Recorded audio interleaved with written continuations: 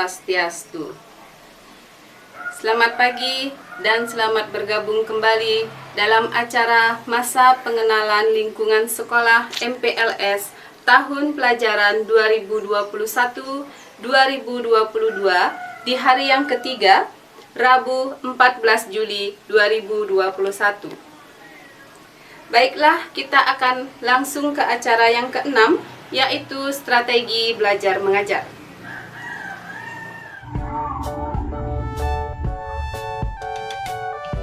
Hai, Assalamualaikum warahmatullahi wabarakatuh. Apa kabar semuanya? Semoga semuanya dalam keadaan sehat walafiat. Saya, Hugo Kurniawan. Saya akan memberikan materi pada masa pengenalan lingkungan sekolah tahun pelajaran 2021-2022, yaitu tentang tips belajar efektif di masa pandemi. Oke. Apapun tipsnya, kita ikutin berikut ini. Tips belajar efektif di masa pandemi. Kenapa kita harus mempunyai tips-tips yang berbeda dengan belajar yang secara tatap muka ya? Karena ya ini adalah hal yang baru bagi kita. Ya, sudah selama setahun setengah kita belajar secara daring atau dalam jaringan. Ini adalah latar belakang kenapa kita harus mempunyai tips belajar di masa pandemi. Dampak penyebaran pandemi COVID-19 di Indonesia membuat banyak sekolah meniadakan kegiatan belajar mengajar secara tatap muka atau luring luar jaringan dan menggantinya dengan metode belajar jarak jauh di rumah secara daring atau dalam jaringan alias online, dengan harapan dapat membatasi interaksi fisik secara langsung guna menekan penyebaran virus agar tidak meluas ya.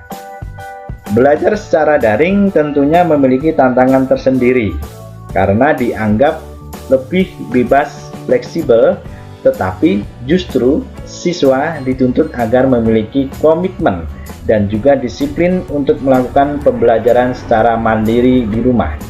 Selain itu, tentunya perangkat teknologi seperti gawai atau laptop serta jaringan internet yang baik harus tersedia.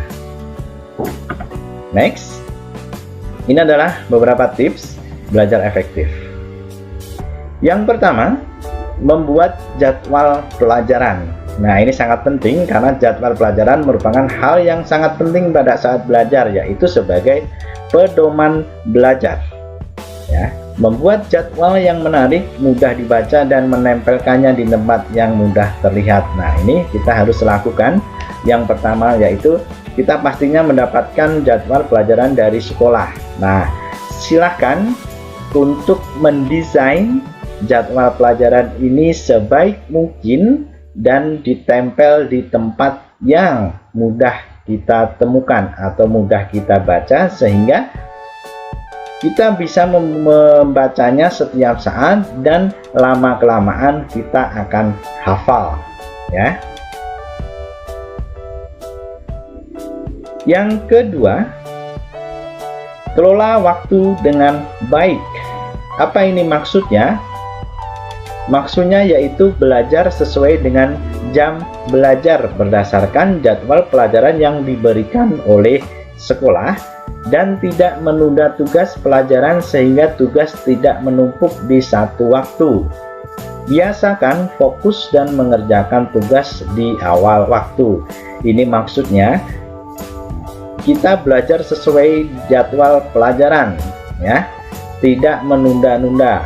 Anggaplah belajar dari rumah itu kita berhadapan langsung dengan guru, anggaplah itu jam belajar sehingga kita tidak membuang-buang waktu ataupun menyia-nyiakan waktu belajar dengan pekerjaan yang tidak penting. Sehingga ketika diberikan tugas pada hari itu langsung dikerjakan di hari itu juga, sehingga tugas-tugas yang diberikan tidak menumpuk di satu waktu, tidak menunda-nunda. Seperti itu. Yang ketiga, mencari tempat belajar yang nyaman. Nah, ini penting juga karena belajar dari rumah itu mungkin bisa menyebabkan kebosanan seperti itu. Jadi tempat yang nyaman merupakan salah satu kunci agar belajar tetap fokus. Kita bisa mencari tempat-tempat seperti sudut rumah yang nyaman untuk belajar. Bila perlu, kita bisa mendekorasi area meja belajar sekreatif mungkin untuk menambah semangat belajar. Jadi kita bisa mencari tempat-tempat tertentu, mungkin di pojok rumah, mungkin di depan rumah, mungkin di tempat-tempat atau taman-taman. Tetapi kalau di luar rumah tetap menggunakan ini ya, masker, dan juga menjaga supaya tidak berdekatan dengan orang lain ya. Protokol kesehatan tetap dilaksanakan. Nah, oke. Dan juga kita bisa juga untuk belajar tetap di tempat belajar kita atau kamar kita, tetapi kita desain atau kita dekorasi sesuai dengan keinginan kita ya, kesenangan kita. Mungkin dikasih hiasan, mungkin dicat warna yang kesukaan kita, dan sebagainya. Next, yang keempat, ini tidak kalah penting, yaitu menyiapkan perangkat yang dibutuhkan. Nah, persiapkan perangkat yang kita butuhkan, baik itu laptop, gawai, komputer, maupun sumber listrik untuk mengisi daya perangkat elektronik kita agar tidak kehabisan daya di tengah-tengah fokus belajar. Pastikan juga perangkat kita terhubung dengan jaringan internet yang baik agar kita dapat mengakses aplikasi pembelajaran daring yang kita butuhkan tanpa kendala. Nah, ini sangat penting sekali. Jadi kalau kita belajar dari rumah itu tentunya membutuhkan sarana, yaitu gawai ataupun laptop. Yang sering kita gunakan adalah handphone ya. Maka dari itu sebisa mungkin apabila kita belajar diisi dayanya terlebih dahulu ya. Jadi tidak menghilangkan fokus belajar ketika kita kehilangan atau kehabisan daya, atau dicas ya, dengan kata lain kita dicas terlebih dahulu handphonenya ataupun laptopnya. Yang kelima, komunikasi dengan guru dan teman sekelas. Meskipun kita belajar dengan jarak jauh dari bapak atau ibu guru, bukan berarti kita bebas bersantai dan menunda tugas yang diberikan. Tetap jaga komunikasi dengan guru dan teman sekelas.